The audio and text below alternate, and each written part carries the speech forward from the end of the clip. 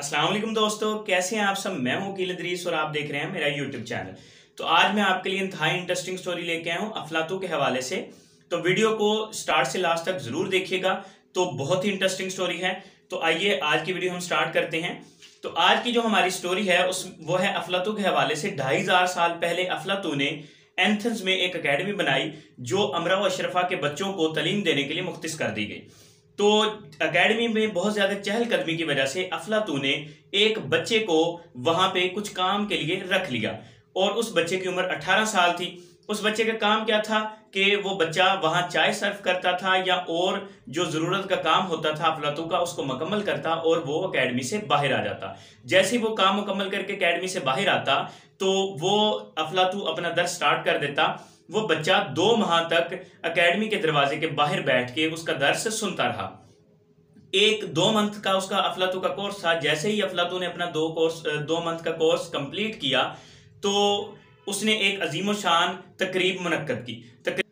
तकरीब का मकसद क्या था? तकरीब में उसने बच्चों को बुलवाया और वहां स्टेज पे आके बच्चों ने एक तकरीर करनी थी और इल्म की फजीलत के बारे में बयान करना था। मगर कोई भी बच्चा उस तकरीब में इतनी जानदार तकरीर ना कर सका कि लोग बहुत ही इंटरेस्ट लेके उसकी तकरीर को सुनते और इल्म की फजीलत के मुतालिक कोई बच्चा बयान ना कर सका। तो अफलातू सब बच्चों से मायूस हो चुका।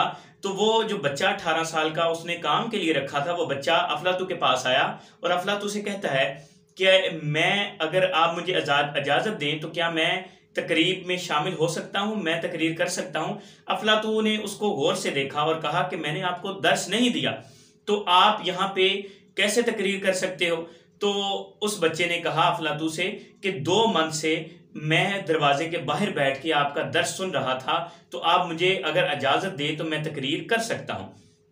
अफलातू ने सोचने के बाद बाकी बच्चों से मायूस होने के बाद उस बच्चे को मौका दिया। उस बच्चे को स्टेज पे बुलाया और इशारा किया तकरीब में कि आप तकरीर स्टार्ट करो। तो बच्चे ने तकरीर स्टार्ट की। तो कोई भी जो वहां पे बैठे थे ऑडियंस, किसी की नजर उस बच्चे से हटी नहीं और ना ही कान इधर से उधर हुए।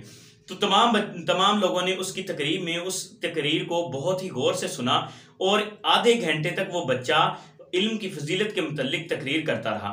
तो ये तकरीर जैसे ही मुकम्मल हुई तो अफलातू उस बच्चे से बहुत खुश हुआ और स्टेज पे जाके उसने कहा कि मैंने बच्चों को तालीम देने में कोई कसर नहीं छोड़ी, मगर मेरे जो बच्चे थे मुझसे इल्म सीखने वाले थे, उनमें शौक ही नहीं था इल्म सीखने का, तो उन्होंने कोशिश ही नहीं की और वो उस चीज को हासिल नहीं कर सकी।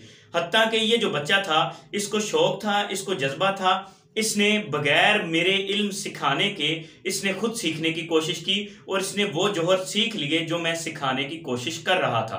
तो ये जो बच्चा था अरस्तु। अरस्तु की जो बचपन में ही वालिदैन की डेथ हो गई थी। 384 में अरस्तु की पैदाइश हुई। अरस्तु की माँ बचपन में ही फौत हो गई।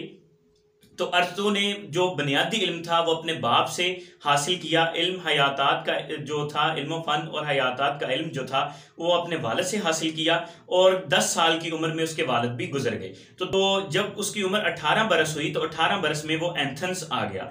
एथेंस में आके उसने अपना जो इल्म था उसको अफलातू के दफ्तर से उसने अपना इल्म हासिल करना शुरू किया और अफलातू का शागिर्द बन गया। अफलातू से उसने ऐसे इल्म हासिल किए जो शायद ही वो सीख सकता था।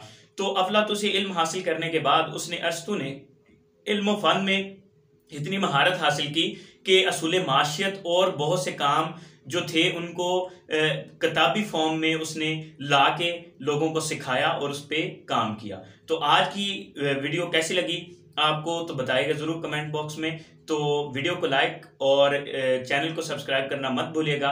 मिलते हैं नेक्स्ट वीडियो के साथ। तो आप इसी तरह अटैच रहें। अगर आप अरस्तु के हवाले से और नई वीडियोस जानना चाहते हैं तो मेरे चैनल के साथ बने रहे।